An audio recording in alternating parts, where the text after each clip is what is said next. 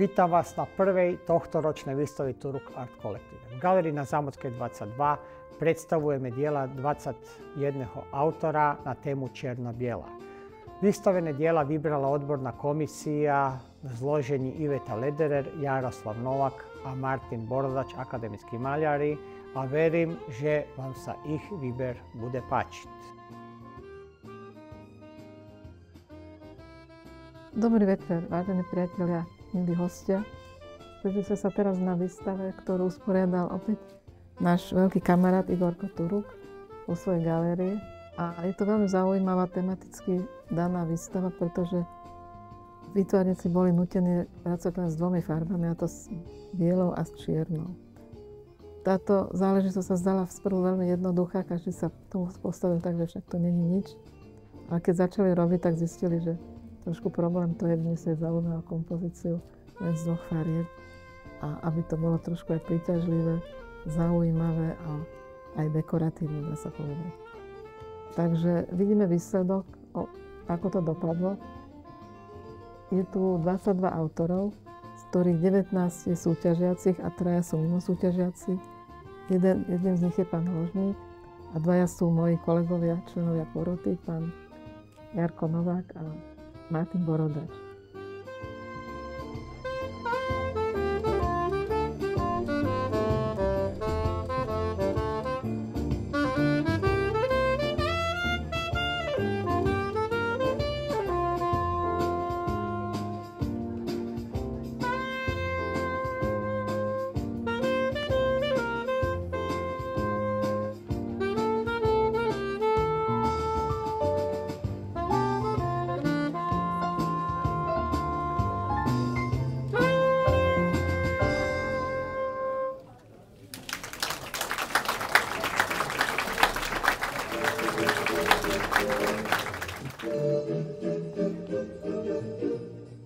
Dobrý večer. Dnes sa otvára výstava Zimný salón v Bratislave na Zámodskej ulici. Malo to také špeciálne kritérium pre autorov. Museli pracovať len s čiernou a bielou farbou, čo ich donútilo viac sa venovať kompozícii a nejakým iným vyjadrovacím spôsobom. Čo sa mi ľúbi na tejto výstave je to špeciálne, že je farebne zladená, že autori používali tú čiernu a bielu.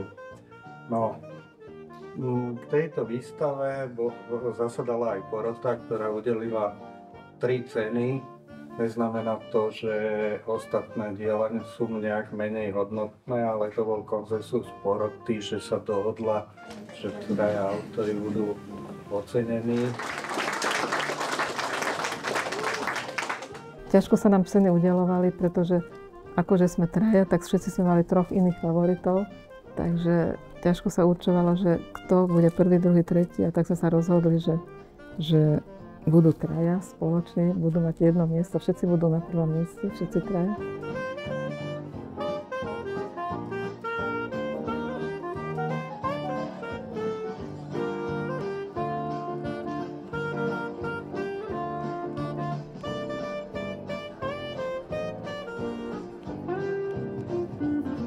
Čierno-biela výstava nie je len o tom, že je čierno-biely obraz, ktorý je farebný a urobí sa čierno-biely, ale čierno-biela je aj téma.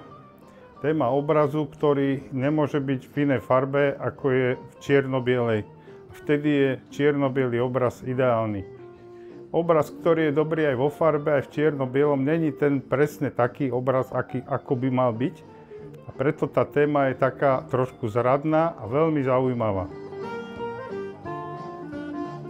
Cenu poroty dostali 3 obrazy od Zuzany Schmidt, Georgina Montreux a od chorvátskeho maliara Željka Lesara. 4. cena bude udelená ako cena verejnosti po skončení tejto výstavy. Toto je druhý ročník salónov. Minulý rok sme organizovali zimný a letný, takže z prvého ročníka sa stal druhý ročník a z druhého ročníka, verím, aj tradícia. Ďalší salón pripravujeme v v letnom termine, a bude na tému voda. Či to bude more, jazero, rijeka, dažď, necháme na vás. A verím, že sa pripojíte a budete reagovať na našu výzvu a pošlete načas svoja diela na posúdenie komisii. Ďakujem.